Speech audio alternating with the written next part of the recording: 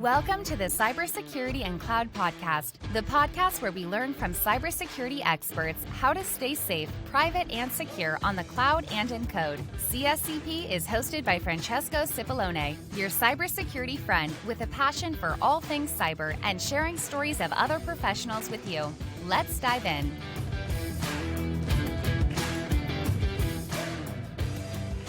We're live. Here we go, everyone. Welcome. We made it happen. 3 continents, 4 podcasts, 1 live stream. We almost all together here. You know, COVID and COVID job take a hit on one of our guests, but we are all here, all the podcasts here. So Ron couldn't make it today, but we have the major podcast here. So for the audience, I'd like to thank everybody for listening to the various podcasts. We try to bring in, you know, the best of the best in terms of cybersecurity podcasts that we have worldwide. So I want to do a round of introduction. So I'm Francesco Cipollone. I'm the host of the Cybersecurity and Cloud podcast and your host for today. And I want to introduce Chris of the Hacker Valley Studio. Yeah, Chris Cochran, one half of the Hacker Valley Studio podcast. Super excited to be here today. Allan, Alford, host of the Cyber Ranch podcast. I'm a cowboy who rides alone, so no other half. That was supposed to be my line, Allan.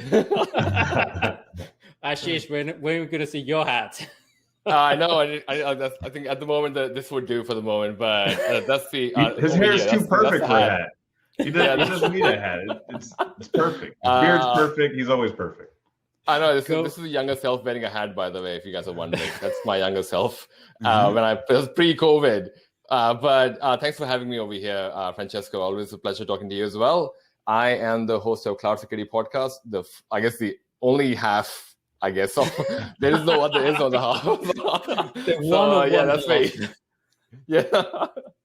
Thank you, everyone. So today, what I want to do is discuss a little bit of what we have been doing last year, what we have been doing this year, and what we plan to do next year on the various podcasts, but also give an impression of what was it to do podcasting and being on Zoom or live. So we kind of are used to it, but, you know, what was the life of, you know, doing the podcast and everything else on the side? Mm-hmm. And I think what you guys have seen and what you haven't seen. So from my perspective, I think for me and from the Cybersecurity and Cloud podcast was a big change because we went from a mentoring Monday that Allan has been on the previous season. There was a very private call into this full-blown podcast mode. And we went from 250 people on the mentoring Monday to 10,000 people and 10,000. Oh, wow. So it was a massive shift and was a massive thing. And I think it's working somehow. And we try and still to orient. So, guys, I love to talk about everything cyber. And I think sometimes it can be overwhelming because in this season we talk about, social engineering, threat intelligence, cloud, and a lot of application security for very well-known reason that I am in that field and I'm doing that day in and day out. But I think in next season, we're going to be much more focused on cloud and application security. That's going to be our major stream because I think the 2 elements are converging. I don't know if you guys have seen it, but I start seeing more and more people start thinking AppSec and CloudSec to be almost the same thing. What you guys... Closer. Yeah, and what's your plan? Definitely. What's your guys' plan and how you been doing this year and what you're planning for next year? Chris, you want to give it a go? Yeah, sure. So this past year has been crazy, and I'm sure I don't have to tell it to anybody. But we just continue to put out content. In the beginning of COVID, we wanted to double up content just to give some content for people to look forward to. And then we just kept creating and tuning and experimenting. And we came out with Hacker Valley Blue, and then we did Hacker Valley Red, which are seasons. The second season of Hacker Valley Blue is coming out next month. And it's going to be, the theme is Know Thyself. So everything from asset management to understanding your security stack, to understanding your security posture, understanding the business. So really across the board of understanding what your orientation is in cybersecurity. And of course, Hacker Valley Red is always focused on the offensive side of cyber. But yeah, we just continue to grow. We brought on Allan as part of the Hacker Valley family. We just continue to do things that we think are in the best interest of the community, trying to put good quality content out there. And really the sky is the limit. We're up, I don't know if anybody knows this, but we're up for a Webby this year, which they say is the Oscars for the internet. Beyond humbled by that and can't believe we're even in the running. We're up against some big names. We're up against MIT. We're up against Wait What? We're up against what's the other one? The one that's winning. Get Wired, Wired Magazine. We're up against them. So we might not win the popular choice, but hopefully we win the judge's decision. So looking forward to that. Well done, Chris. Allan, how about you? How did you feel the switch?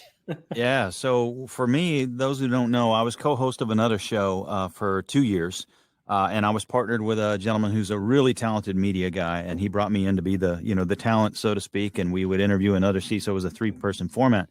And I decided it was time to break out and go out on my own, and to be the host and the producer and the guest and the talent and whatever, everything but the guest, I should say. So it's proven to be a daunting thing. I'm spending an awful lot of time early mornings before work, editing shows, doing rough cuts, lining up guests, sending emails. There's a lot of work goes into it for sure. But it's a labor of love. I've been absolutely enjoying it. The show is only, 2 months old, and I've already got, what do I have here? Like 8,000 listens in 2 months or something crazy like that. Yeah, amazing. So really it's been real popular, real going and growing. And I'm still getting a feel for the format, right? Obviously, there's a bit of a Texas flair to it, but it's all topics cyber. I'm trying to pick up CISOs and other high-level practitioners for the most part, but also people that can bring whole new twists on it. Like Kelly Shortridge came on and talked about behavioral economics and how it relates to cyber, like completely tangential conversation from the usual cyber conversation. So we're still feeling our way through the content, working on different ideas, but partnering with Chris and Ron over at Hacker Valley has been an absolute godsend. They've been such a help, and it's going well, man. I'm happy with it. A family of podcasts and a podcast of families. I love that. Ashish, you've been exploding this year. Tell us more. Sure. Well, I guess I've kind of gone the other path because I guess I'm the only video podcast over here. So I guess you do it a bit of it, Francesco. You do the video podcast as well, a bit of it. But I think for me, the big change came in when Clubhouse launched for me. That allowed me to kind of give an avenue for people to dial into the show, which was, I guess, one of the experiments that I ran, and that got a massive positive response. I guess both at Clubhouse and outside of Clubhouse, just really good.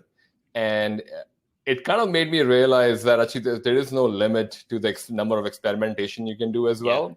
You it's just the amount of creativity you can come up with. To I think, Allan, your point as well, you're like, it's always, you feel like you've found the format, but you're like, oh, I can do a bit more. I can do a bit more, and you keep going. So I feel like that. I feel like say that for all of us, we definitely keep looking for that.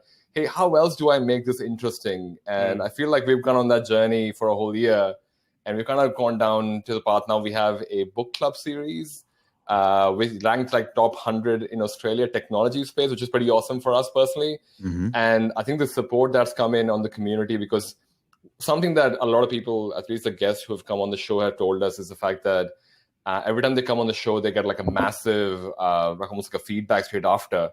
And I feel it's been really lucky to kind of have an audience that would last the entire live stream, keep asking questions and make it feel like, oh my God, there's actually someone watching this. And I think that's been really good, because I remember the first time I started doing live stream, the question I would get from guests is like, is anybody even watching your stream? I used to be like a bit embarrassed, but now I can tell them, yes, I know for sure. My cousin and like his 6 friend. months. Yep. Yeah, we got a couple people watching you. That's right. All my best friends are watching. Right. No, nice. And these are just a stream on YouTube. I'm not multi-streaming, but we have also people on LinkedIn. That, of course, is my biggest family. And yeah, as Ashish was saying, it's like we are experimenting, and this is another experiment of increasing popularity. But it's been probably a month worth of planning for this session. Synchronizing, finding the time. I mean, people see the output of a podcast, but they don't see all the labor that goes in there, all the thinking, experimentation. So maybe tell us a little bit of behind the scene. Chris, what is the thought process between you and Ron on, choosing the the guests and how to maximize the audience, or how to keep the audience engaged? You know, I wish I had some like secret magic formula that I could be like, if you want to have a successful podcast, this is what you need to do. But I've been really fortunate. You know, I was super fortunate when Ron and I hopped on the mics the very first time, and we instantly had a flow. Even though the very first episode is not all that great, you could tell we had an instant back and forth, and it's just continued from there, and from getting guests and the guests get bigger, it seems, the stories get more interesting, just over time, just tweaking and tuning, and things just kind of come together. But it is a tremendous amount of work. Obviously, you know, most of us we're running businesses, we have full-time jobs, but we do this in addition to, and it takes a lot of time. It takes a lot of time to put out a quality product. And, you know, it's like Allan was saying, it's a labor of love. You know, we would never stop. I quite often say that I wake up in the morning thinking about podcasting, and that's usually what I do when I go to sleep, because I want to continue to put out and make an impact. Because you know, as cybersecurity practitioners, we're always thinking about scale. How do I scale my program? How do I scale my people? How do I scale my technology? And so we're constantly thinking about how do we scale our impact on the world, on our community, on cybersecurity. And that's by putting out the best possible content and bringing the value to those folks. And so that's what we just focus on, and that's how we've grown. And I wouldn't have it any other way. I love how hard it is. And a lot of people talk about, you know, oh, I want to be a podcaster, and then they start and they see how much 5 work. episodes. Exactly. A pod fade happens within 7 episodes or so. It's a hard gig. It's a hard gig. You think you just hop on the mics and then send it off and it's good and gravy. Yeah, but no, there's a lot of work that goes into it. Allan is going. He went through like an extreme boot camp, and now he's with the best of them, you know, which is incredible. And the same for you both. You're putting out great quality content, and that's why people gravitate to us, because we put the time in, we put the reps in, we practice, we tweak, we tune, we make things better. If we just rested on our laurels and we thought, oh, I got a great voice and I love to talk and I'm just going to hop on it and do this, that's not how it works. But we constantly think about the other people. We think about the people that are listening and what the information that they need to do their jobs, to live their life and get better. Yeah, and I think it's fine tuning, but I couldn't agree more. Allan, how about you? What was your steep curve from guest or host into full-on producer? Yep. So I'm a CISO and I'm data driven, right? So one thing I've been really doing is trying to be data driven in running this show. And I am constantly, Chris will tell you, like to the point where I'm a neurotic idiot. I am in my stats every day, analyzing my stuff, looking at, you know, who listened to what, which shows are most popular, starting to trend and theme and all this kind of stuff. You know, with the guests, it's an interesting format. We want it to be a live and lively conversation, but at the same time, I don't want it to just be a free form ramble, because I know I can ramble. So Chris is laughing. so what I've done is I've come up with a model where we agree to some topics ahead of time, bounce them back and forth behind the scenes, but then we sort of go live around those topics. And I found that to be the right balance. So that took forever to strike that balance. And then there's the content of the show. I'm looking at my stats this very morning, and I'm learning that the technical topics seem to be more popular than the more esoteric or the more leadership-oriented topics. And that's giving me pause for kind of how I had my roadmap done. And the other thing I'm doing, again, back to data-driven, is I've jumped on LinkedIn and thrown polls out there and said, hey, all of you who listen to the show, I got this thing over here that I do. Do you like that thing? Yes or no? And I get back feedback. And the last one was one of the things, trying to do the human element of my show, having the guests talk a little bit about their background and what they do in cyber today and how they got into cyber. And 85% of my audience said, yes, keep that in the show. And 15% said, no, don't. And I was like, all right, 85 wins. We're going to keep it in the show. So, you know, data driven, man. I'm trying my best to apply my CISO skills to my podcast to make it successful. I love that. Ashish, how about you? You must have seen massively technical talk, and I love your technical talk. I mean, a lot of them, I've seen a lot of them. So first of all, amazing. Yeah, appreciate that, man. And I think kind of like Allan, initially when we started out the conversation, it's funny, when I'm listening to all of you, my first episode was literally December 2019. One of the guys started a podcast, was looking for a guest. he told me, hey, you talk normally. Do you want to come on my podcast? I'm like, what is this podcast thing you talk about? And that was my first interview. Basically, we interviewed each other. And that kind of shows you, like, I had no idea about this, kind of what Chris mentioned. You kind of like jump into this thinking, oh, this will be good. But I felt the pressure when people reached out to me and going, hey, when is the next episode coming out? I'm like, oh, okay. That was a thing. I have to do this. Oh, okay. Let me find someone. So I kind of what Allan is saying. In the morning, I'm reaching out to people. Hey, do you want to come on my show? It's a podcast. I don't know how else to explain this, but you can change whatever you want. I'm up for it. So coming from there, I feel like matured quite a bit. I definitely gone down the path of understanding that, okay, I'm kind of like funny enough, I kind of realized, even though I'm a CISO or a tech company, I kind of lean more towards technology. I love being technical. I've always enjoyed technology, and cloud security was something that I just could not find enough content on. And I'm like, this is changing the world. Mm-hmm. Why is not anyone else talking about this? So that's why I started talking about it, and I guess people enjoyed it. I started getting messages for people, hey, love what you're doing, or what you're creating. So I think I used that response to, okay, so I think I probably am the right audience for my own podcast. Mm-hmm. I think because I feel if I find something as like, I enjoy this, somehow it definitely resonates. I think the first whole season, I did a whole year of it, was basically stuff that I want to learn about. And I kind of, everyone resonated with them, like, but this is something that I want to learn. What do you mean you guys want to learn this as well? So I felt that has kind of been my data for, okay, clearly if I'm seeing a trend and if I'm curious and interested, that seems to get the audience as well. And the DMs that people send, because I've kind of made it a point because I used to do men's fashion and social media before this. And one of the things that I always took away from this was it's always the community that drives, that's what gives you success. And that's what gives you, I guess, any form of, I guess, value that what people talk about. So most of the topics that have come in the show have been driven by people who've DM'd me, hey, I would love for you to talk about this. And like next month, I've got Kubernetes month, which I did not plan to be in coinciding with KubeCon, which is the biggest conference that they have. I was like, just happened to be. Yeah, and I'm like, I'm talking to people researching, like, have you heard of KubeCon? I'm like, what do you mean? It's this month, the same month as you're doing Kubernetes month. Like, oh, okay. Totally not jumping on hashtag KubeCon, but yeah. I would totally. And now you have to talk about it. Yeah. So, but but that's one of the hacks I'm using to kind of get some of the other audience, I guess, if people are looking for hacks.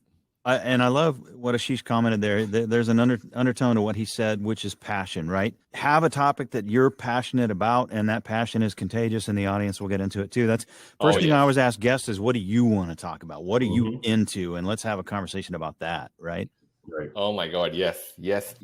Yeah, and I think audience can feel that. I think if you are back on what Chris was saying, it's like why people keep on coming back to us, why people keep on listening to us. I think it's because we are, first of all, we're all practitioners, so we love what we do and we do what we love.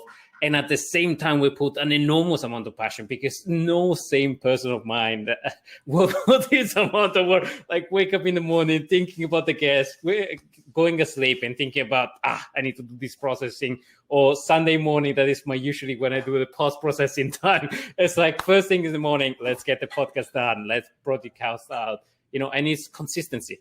One thing I learned probably from Chris, it was, I wasn't very consistent at the very beginning, and I started being consistent, and that drove a lot of attention. And, Monday morning is CSCP, it's going to be there, it's there, sometimes I publish it even before, but it's that consistency, it's that passion, it's that showing up and, and not quitting after 5 episodes. And we used to challenge each other. Remember, we used to always do crazy challenges and push each other forward. I love that type of friendly competition. I'm going to throw a question in there. How much time have people spent post-processing a podcast episode? What's the longest time you've spent? Anyone can go first. I think 2 hours. So the best I managed to now, I have somebody taking care of my post-processing, and I average half an hour per episode. So I perfected half an hour per episode from, getting at it and not recording it, but getting, ready to publish it with all the marketing as well. So half an hour. But the worst probably was one episode where I had to cut out and a lot of background noise, and I think it took me 4 hours of just the post processing. How about you, Allan? I've crossed the 4 hour mark, no problem. In the early days when I was first getting started, I was hypersensitive about everything I was doing. So it wasn't just the usual edits out the ums and the uhs and the whatever it might be. I was re-recording my bits, like, oh, I didn't say that well. And I was in the booth. I want to say I was in the booth probably grand total of probably about 6 hours on one show. And I finally realized, like, this is not feasible. Like, this is a 25 to 30 minute show and I'm editing for 6 hours. This is not good math. So I had to learn how to get better on the mic in the first place, how to be more confident and less desiring to edit my own stuff. And I did one last night in probably 45 minutes. Wow. Chris. That's pretty awesome. Chris, what about you? I'll tell you mine with a story. We were doing Hacker Valley Red, and usually we have the entire production done well before the launch date. But for this particular season, we managed to get a hold of Grandmaster Maurice Ashley, one of the best chess players, chess commentators in the world. He has commercials with him, like super famous, right? And I was like, we got to get this guy on the season. And he could only do it the day before we launched the season. Mm-hmm. And so we did it early that morning, and it sounded a little hot. It sounded like there was a little bit of clipping, but I was like, oh, I'll just fix it in post. So we go through the episode, and I listen to it, and it sounds absolutely terrible. Like beyond terrible. I took the rest of the day off of work and I literally worked on this audio. Not only did I like try to fix it myself through editing, I sent it to several different people who are experts in sound editing and sound engineering. They couldn't fix it. I downloaded applications that said they could fix it. I worked on this thing for no lie 10 hours. I was up until maybe 11 o'clock, and I just called it. I was like, we can't launch the episode like this. And so I wrote him. I said, Maurice Ashley, I appreciate the time today, but the audio is just not salvageable. Would you be able to re-record in the morning? And so luckily he said, absolutely, I'll do it. And I was like, oh, thank you so much. We re-record in the morning. I turn around the editing in about 35 minutes. Wow. Submitted it, got it launched. It pushed to all the platforms. And so we got the entire season out on time. And that's the episode that we submitted to the Webbies and Wow, we're nominated. Wow, nice. Well done. That shows the passion. That shows how much work there is behind. But I think I love the fact that you say, no, this can't be fixed. They need to be re-recorded. And that's I think a lesson that we all learn, that, get the voice on the mic in a proper way. Make sure that your guest talks in a proper way. And I love doing podcasts with other podcasters because we know perfectly you're not jumping on each other. We give each other space. We talk with a proper mic, and post-production is a breeze. So I'm expecting this episode to be the easiest one we're going to do. No pressure, guys. No pressure. And I love how Ashish just take the lead and it's like, I'm going to ask the question, man. I see that you're a true podcaster, can't stay still. Nice. Oh, no, I'm just curious. Considering we have all the podcasters here, it kind of made sense to share some pain stories, especially for people listening in, thinking, to Chris's point earlier, that podcasting is not for everyone. But if you find your passion, kind of like what Allan mentioned, you can probably take it a long way, a lot longer than what you thought it might go. So I think there you go. Spending 4 hours to cutting it down to 30 minutes, 35 minutes is pretty amazing. So, but it obviously came with practice. The first episode, I'm pretty sure everyone took their long time. No one was 35 minutes. Yep. No one. Yep. This episode is brought to you by the generosity of AppSec Phoenix Ltd. AppSec helps startups and enterprises solve complex software security problems by using smart data aggregation and complex machine learning software. Discover how AppSec Phoenix helps CISO and developers remove friction and maximize the use of DevSecOps professionals at www.appsecphoenix.com. AppSec Phoenix is the new and smart dev-first way to manage your software vulnerability. Follow the tag #AppSecSmart. But actually, on that subject, what was, we've been doing this for a while. I think I'm almost coming to 3 years now. What was the most powerful and inspirational story that it was like mind blowing and you didn't expect? I'll tell mine. I'll let you guys discuss. So when I was discussing with probably Chris Hadnaki, was the episode that blew my mind. He's the king of social engineering. And he told me about, it's a little bit heavy story, on all his work on an Innocent Life Foundation, and big shout out to the work that those guys are doing to save kids and, chase pedophile. And it's horrible work. And, he told me a little bit about the story. It's in the episode. I cut out some part because it was heavy, but amazing. And that got my voice trembling. I had half of the episodes, my voice is trembling for how much it touched me. And I'm still emotional. It still get me emotional about all that work. So that was my wow moment. That I really love what I do, because it really connect me to people that do amazing work. And if I can put them out even more, it just, it's my passion, but also it's my commitment to the community. So here you go. I've done my bit now. Chris. Yeah, can I do two? Do 2, 3. It's like we have a show. Yeah, I'll do 2. One is one that's coming out next week, which is Chani Sims. And if anyone's watched Chani's TED Talk, she has an incredible story growing up in war-torn Sri Lanka, and just her story all the way through getting into cybersecurity. We go even deeper than she does on her TED Talk on the show, and it's just such a powerful story. The way she tells it just kind of draws you in. We're always talking about stories. Stories are like the most important thing to Ron and myself. So we're focused on not only developing our ability to tell stories, but also like being able to pull the story out of our guests. And we brought on a master storyteller, Neil Bearden. He has Plot Wolf and the startup story. Like, he has these businesses that are all about creating stories, whether it's for businesses or individuals. And I don't know if you guys listened to that episode, but in the very beginning of the episode, he tells this story about meeting a man named Osiris in San Francisco, and how he was an academic doing research, this, that, and the other. He presented, and he's out there walking around, and this black guy with long beard, and there's a picture of Osiris on one of my posts that someone put up, and Osiris just starts spitting poetry at Neil. Neil and Osiris hang out all day long, and Osiris gives him some poetry. He's like, "Hey, this one's for you, young man." And he takes it with him, and he loses the poem. And he goes back to like his convention, and he's sitting down with his colleagues, and his colleague goes, where were you last night? But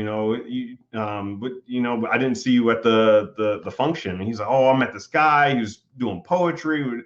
And he was like, "Well, you should have been here last night." And it was like that moment that changed his life forever. He was like, "I want to tell stories. I want to write poetry. I want to cultivate that human-centric skill of storytelling." And it completely changed his life. And the stories like that I just find absolutely incredible. And just being able to have a platform to host those types of stories is unbelievable. Allan, how about you? Amazing story, Chris, by the way. Yeah, I just did a show on WESIS, Women in Cybersecurity, and met with their executive director and the woman who runs their Assistance for Veterans program. And I was floored by the veteran stories. You talk about trembling voice and moved. Like, it was insane to me how people who choose to serve their country and work in the military and then want to break out and get into cyber, how they've been jerked around, left on the cutting room floor, haven't gotten the opportunities they need. And suddenly here's somebody with a very personal and very direct and personal passion. Her own story, Martha's story, was incredibly personal as to why she's motivated to do this. And here she is overcoming those challenges and helping them overcome those challenges. It was really powerful. Wow. No, shout out.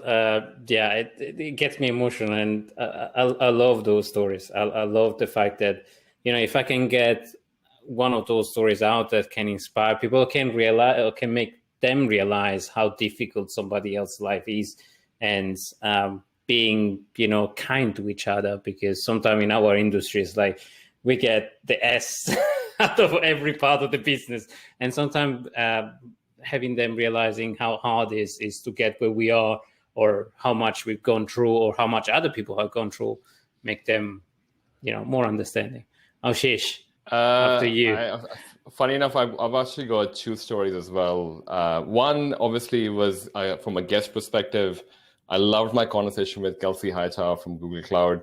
This guy is on another level. Like I've spoken to everyone this person has spoken to, everyone has been touched. And not from a technical perspective, right? This guy could be preaching for all he cares. So I would definitely ask people to check him out, because irrespective of his technical background, if you listen to this guy talk, he's definitely from another planet. Let's just say that way. So he's the reason I am doing Kubernetes month next month.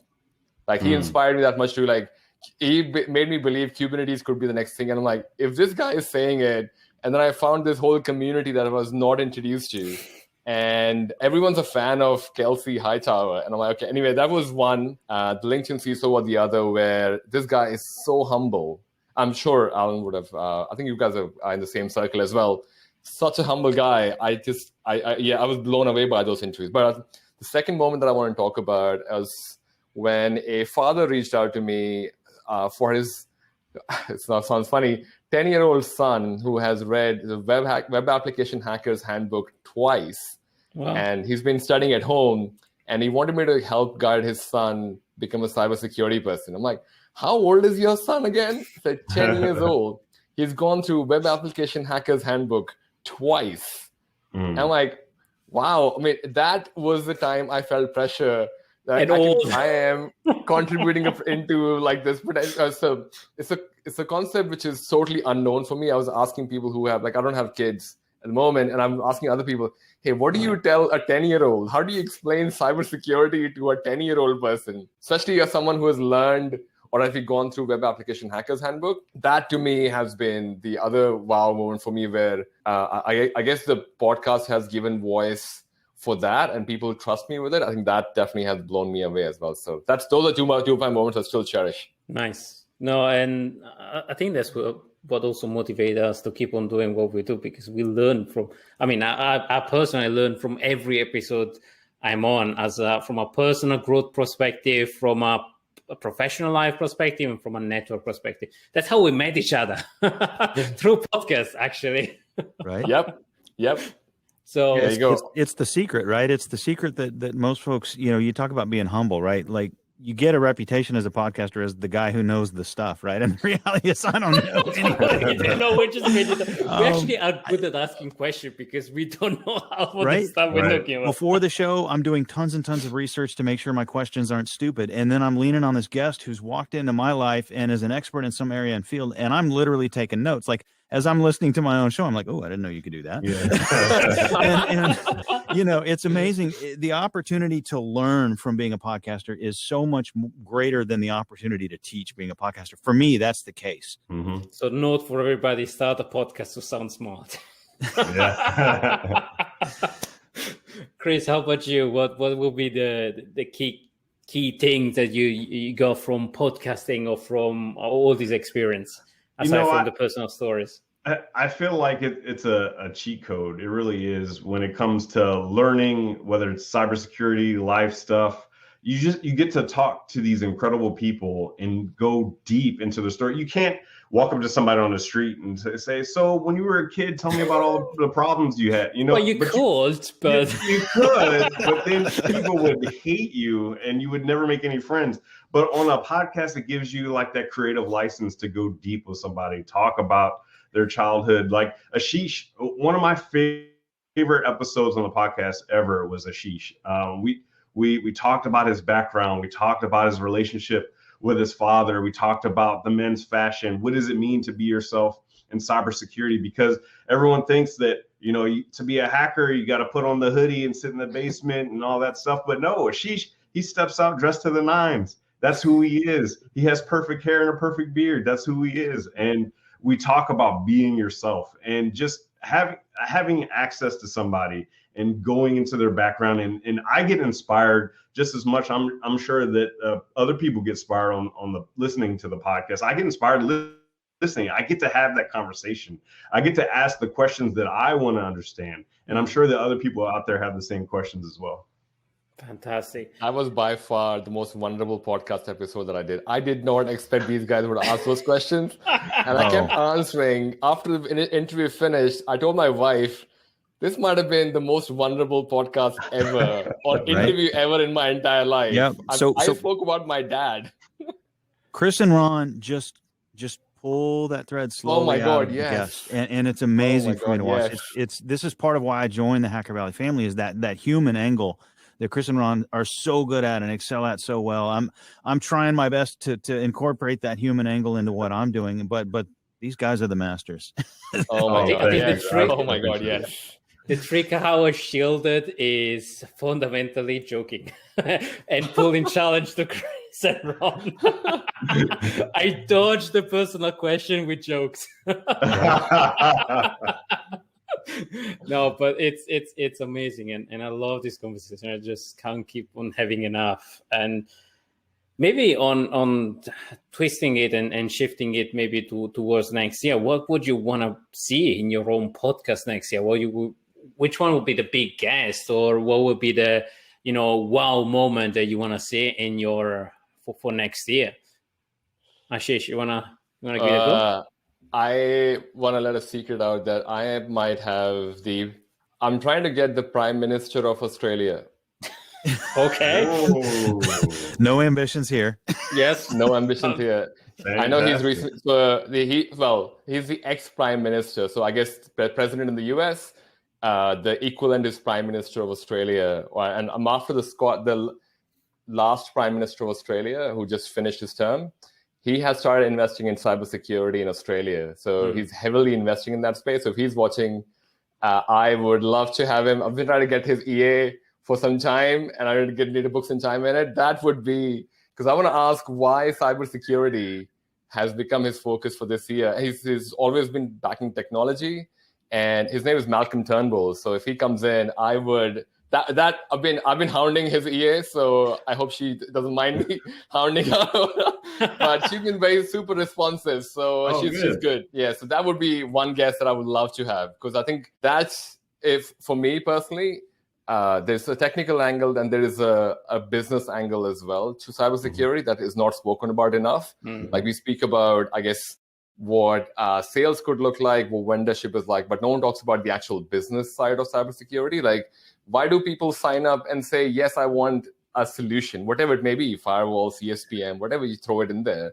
And how does that business work? Like, cybersecurity has people who have moved from cybersecurity practitioners into business people. I would love to cover some of that story. So that's why Malcolm Turnbull and anyone else who's probably in that same space as well, who's kind of gone to the business side and can come and talk about what does it take to start a business in cybersecurity. I can talk it for days, believe me, painful enough. Yeah, I definitely have you. I'll have you for the third time as well, man. I've already had you twice.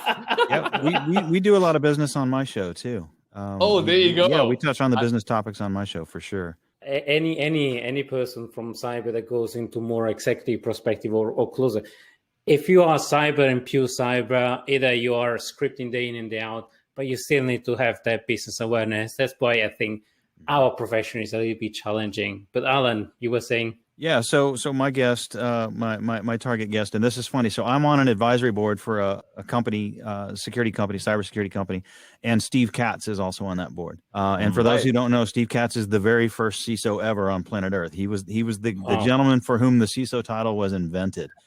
And he's been on a million things, and every time he's interviewed, they always want to talk about, so you were the first CISO. And I haven't approached him yet because I haven't come up with my topic yet, but I want to very much interview Steve Katz, not about being the first CISO. I want to interview him about the future. I want to hear what the future looks like for the guy who started it all for all of us. And I haven't quite crafted what that is yet, but as soon as I come up with a solid idea, you better believe I'm approaching him and going, please be on my show. Chris, your turn. So there are two like perfect guests that we want to bring on, and will we get one or both of them? Who knows? One is pretty public. Talk about it quite often, is Barack Obama. I would love to have a conversation with him, but who knows? We have some contacts in the government, but nothing solid just yet. And the other one, we actually talked about wanting her to be on the podcast. It had to have been one of the first episodes that we put out. And we said, hey, we want you to be on the podcast. But it's Brene Brown. I love Brene Brown. Just her ability to tell stories, talk about courage and talking about being in the arena. She's one of my idols just from a living life standpoint and being a good family man and being a good business partner, being a good employee, like all of these different things, being a good leader. So I'd love to have Brene Brown. But for next year, I really don't know. I'm dumbfounded at what we've been able to accomplish this year. I can't even begin to even imagine where we're going to be at next year. No, that's amazing. And I think what we do and we find is that we want to bring our idol into the podcast because we are inspired by them, because we almost want to share them with the world, and that's how it makes who we are. So from my perspective, I think I want to discuss about some crazy topic about how we're going to do cybersecurity in space. And that will be the next topic that I want to afford. That's going to be the crazy stuff, the crazy talk about cybersecurity, and bring some of the like crazy research that they're doing, like quantum encryption on through a satellite. And if I'm lucky, Elon Musk that is doing the same thing. So shout out, Elon, if you're listening. Let's talk about cybersecurity in space, because that'd be cool. That would be this is how you do it. I think we put it in the ether. And let it happen. That's right. Just put it on live stream. Someone who knows someone would know Elon Musk would come out. Hey, you should go to Francesco's thing. And Obama might listen to this as well. That would be an awesome episode as well, by the way. Cool. That would be super cool. Amazing. But actually, on the same subject, what's kind of the thought process, or how do you scout out, or how do you can find people to bring on a podcast or schedule it out? What is your process? Ashish, you start, because you sent 2 or 3 like amazing guests like Caleb Sima that I love the conversation with. And, I haven't stumbled across him, and you pointed out to him, it's like you made that health introduction. I love that conversation. Absolutely. Shout out. I'm glad it worked out as well. I think Caleb is an awesome guy as well. So shout out to him. He was one of the people that I was reading his blogs about when I was trying to get into cybersecurity. Not that he's too old, but he started quite young. Yeah. And he definitely inspired a lot of people back then. But I think for me, is it process of getting a guest, or is it process of what it looks like? Your thought process of how you select the guest, or how you think about the guest, or maybe you have a specific point in time on the week where you say, I'm going to sit down and I'm going to think, or out of the blue, a new person comes out. What is your process? Right. That's a great question, because first season, I'll be honest, was just me having my eyes and ears open for anyone who looks interesting. Yeah. And I'm like, oh, that's an interesting topic. And kind of what the common theme has been so far. If they talk about something which I find interesting, I'm like, I would love for you to come in on my show, and I would love to ask you questions. That's how the initial episodes happened.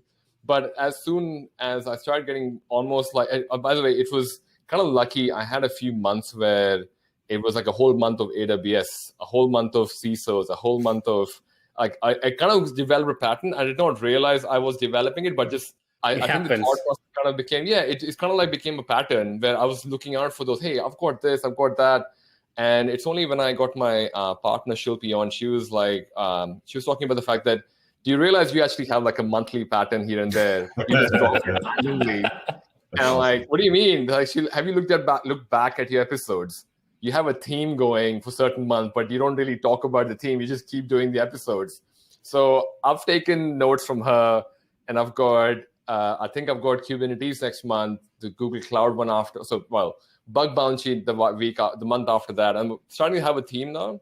So when I'm doing that, I've usually found leveraging some of the existing guest pool has been really awesome for me, because they tend to be the best reference for who could be a really great guest to come on the show. And I normally find if I've connected with a person on an initial catch up, they're cool to hang out with, kind of like all of you over here. I feel I can hang out with you all in a beer, over a beer at a pub as well. And for now. Totally would not be awkward. The same I feel would be the same with that guest. And I normally feel if I ask them for a recommendation and someone tell me someone, 9 or 10 times I'll be the person who I would be totally comfortable with as well. So I think primarily it has been through the network, but I find the community has come out sometimes as well, reaching out saying, hey, you should interview this person. Like I've got at least 10 people from the AWS space who are just open source community people. And I keep getting pinged by endless. So Kelsey, that's how Kelsey happened. Because someone who knew Kelsey, because I don't think he does many interviews for a small, fast podcast with 40,000 downloads, I guess. And someone introduced us, and that's how that connection happened. I didn't create it. And we met on Clubhouse, and like we had this conversation for a couple of hours. I think him and I seemed to click, and that's how that episode happened. So for me, primarily has been community driven, and I definitely feel I'm blessed to have. By the way, shout out to Runli as well. She's on the comment section as well. So I've got people who kind of have been supportive quite a bit, and I do appreciate the support there because I think they want to grow with me, and I'm trying to grow with the podcast as everyone else is trying to do over here. We really do well asking questions and trying to learn through the people coming in. And the same feeling goes for the audience as well. It seems like they find us, I guess, emulating them. And when we don't ask the question that they want to ask, then they're like, hey, you haven't asked this question, so I'm going to ask this question now. And I love that about community because they could be so passionate about this same thing. For me, that's kind of been, I guess, a driving force. The community definitely lets me know. Love it. Allan, how about you? So if you look at the byline of my show, it's something about a diverse group of friends and experts. And thankfully for me, and you use the word blessed, Ashish, I'm blessed to have some really cool friends. I would argue that, and I've only been going since February. I would say 80% of my guests have been friends so far. Friends that I know are good at a thing and better at this particular thing than I am, or really passionate about this other thing, passionate about that thing. And I'll just reach out to them and say, would you pretty please come be on my show and do your thing? I've had a great amount of success with that. Now, obviously, I don't have an infinite number of friends, so I've also started branching out. And I've tried to find guests, again, who really have something of their own. It hasn't been released yet, but I don't know if anyone knows Accidental CISO on Twitter. Oh, the dude cracks me up. He cracks me up. I'm always reading his stuff. So I actually approached him on Twitter. I was like, dude, I don't need to know your real name. I don't need to know where you live. I don't need to know who you are or where you work. Let's just record a show. You'll be Accidental CISO on my show. And we even joked about we may be distorting his voice like they do on those witness, news segments. I love that. For the mafia. And we're going to have Accidental CISO on the show. And I was just like, this guy is so funny and so truthy. And because he's anonymous, he can lift the covers and tell the real story of being a CISO, And I was like, I want that guy on my show. And I got him. So it's going to be exciting. That's an episode coming up that's going to be absolutely fantastic. I'm so looking forward to that one. Love that. How about you, Chris? How do you go about it with Ron? 2 words: no shame. No shame at all. So luckily, we have so many friends in cybersecurity. So getting cybersecurity focused folks on the show is relatively easy. Some of the bigger names is a little more challenging. We have to, approach them and things like that. But sometimes, like, it's something that'll just hit me. So I was watching TV one day on Amazon. I used to wrestle back in high school. Wrestling is a big part of my life, and I was looking for a good wrestling documentary, and I found one called Wrestled Away. It's about Lee Kemp, 3-time world champion, one of the best wrestlers of all time. He beat Dan Gable, which is a legend in the sport. And I'm halfway through this documentary. I'm like, I'm going to ask him to be on the podcast. Yeah. and I reach out, and maybe a couple of weeks goes by, no response. I'm like, another one lost. That happens. I reach out to people and just don't, because people are busy. They have other things going on. They don't want to be on my little podcast. And a couple of weeks go by, and he hey, I would love to. I'm like, are you kidding me? We hop on, and we end up talking for about 2 hours. We had to break the episode up into 2 different episodes, and then we even continued to talk after that. It was a phenomenal conversation. Unbelievable to have someone of that caliber. They have their own, documentary and things like that on the show. So yeah, just no shame reaching out. I reached out to LeVar Burton. Like, I was like, hey, LeVar, my name is Chris Cochran of the Hacker Valley Studio Podcast. Would love to have you come on. No response from LeVar. Still waiting for that one. That would be a good one for sure. But yeah, no shame. Just if you see somebody that you think would apply to your show. Like, try not to be weird with it. Like, don't go just because they're a big name, try to get them on. Like, if I had the option to bring Brad Pitt on, does he have anything really to talk about cybersecurity? Probably not. But somebody like LeVar Burton, like the reason why I reached out to LeVar is because his ability to use his voice to captivate, you know, because when we stand up in front of the board, when we stand up in front of our peers to do conferences, there's a certain thing that comes along with that, and reading and speaking go hand in hand. And I don't know if you know, but LeVar, he was doing these reading with LeVar, and he was doing it like Monday, Wednesday, Friday during COVID. And on Monday, he would do it for children. In the middle, on Wednesday, he would do it for young adults. And then on Fridays, he would read for adults, like adult books. And I was like, that's incredible. Would love to talk to LeVar about that stuff. So yeah, no shame. So LeVar Burton, if you're listening. This was the cue. You should sign up. Respond to the message. No, amazing. And I love this conversation. And I hate the fact that we are relegated to this because, well, Ashish is a little bit difficult to reach, but Chris, we used to do video challenge, and we actually was in the same room together doing the podcast. Yep. And Allan, I miss doing Black Hat and doing the small con and sharing whiskey. And that's what this is all about, is a community. We're almost at the time, unfortunately, but I want to go around and let you guys describe where they can find you, if they haven't found you yet, how they can reach out to you, and, you know, what you have in serve, and like a last thing, like a last positive message. That is our usual tradition. Ashish, you start. I would say, in spite of what all of us have said, if anyone listening to this wants to get into podcasting, definitely give it a shot. I think we definitely don't have enough cybersecurity podcasts. I know people roll their eyes with, oh, another podcaster, but there's not enough people, because I feel like even though all four of us do podcasting, but we bring our own unique perspective to it.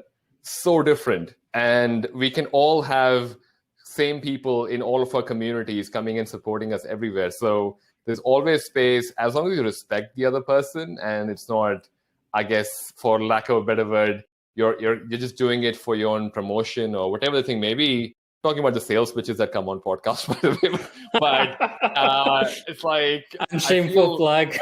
Yeah, I mean, I feel like I sometimes feel I would love to tell people, hey, you're doing podcasting wrong, but no disrespect. I think they should definitely reach out to people who are like, I mean, the group over here is amazing as well, so they can reach out to any of us and talk about how to do it better, because all of us want cybersecurity to be common and to be having Brad Pitt on our show as well, because I don't know, we might have something over there as well.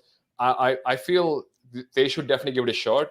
And I personally feel, going back to what Chris was saying, something that I found in myself, being comfortable with my own skin and in wearing what I love to wear and just being out there with it, has been one of the reasons I feel the podcast did what it did. So I definitely would, if you feel, and I think I get messages about people, hey, what kind of mic do you use? And what's the audio like? And trust me, none of that would make any difference. I still use a $50 mic. It hasn't really been upgraded to a Joe Rogan one. But whenever it does, I feel you just have to start. So that would be one message. And if you want to find me, you can find me as Ashish Rajan. It's Ashish with the H, because people couldn't pronounce my name Ashish earlier. So I started saying Ashish without the H. That joke stuck. So I've stuck with Ashish Rajan as my Twitter handle. Otherwise, it's Ashish Rajan on LinkedIn if you guys want to find me. But this has been great conversation, man. I've enjoyed hanging out here. Thank you. Allan, how about you? All right, let's see here. How to reach me, hackervalley.com/cyberranch is where the podcast lives. You can also go to allanalford.com. I got a ton of resources for the community there, like weird stuff like business impact analysis calculator and, just cyber artifacts that I've thrown up there. LinkedIn, Allan Alford. I'm very active on LinkedIn. Love to hear from people there. Love to connect up. I start a lot of conversations and try to get original topics going and, original content and real conversations going with the community about various cyber things. Twitter, I'm at Allan Alford INTX, INTX, TX being the abbreviation for Texas. And I'll echo what Ashish said, man. Don't be afraid to start your own show. You know, there's a song from a band called the Macons called "Blow Your Tuneless Trumpet," and the idea is, you know, even if you think it's tuneless, man, get out there and play it. Do it. Somebody's going to enjoy listening to what you're producing. I just call dibs on the cowboy hat. That's all. Just don't take the cowboy hat. That's it. We have taken. 2 hats. Start seeing a theme. Chris, go for it. Piggybacking off of what they said, I say don't do it. Don't start a podcast. Just don't do it. Just if you love your life. There's too many of them out there. Away. It's too hard. I'm just kidding. Give it a shot. We have this thing we talk about. One of the frameworks we created which is Exist, which is all about becoming great at whatever it is that you want to do. And that EX in the very beginning is explore. If you want to explore podcasting, give it a shot. You might love it, you might hate it, and if you hate it and you stop, no shame. But just give it a shot if you're thinking about it, and lean on people. There are tons of people out there that have so much experience in podcasting, and they can shorten that learning curve for you. So don't be afraid. Don't feel like you're out there on an island on your own.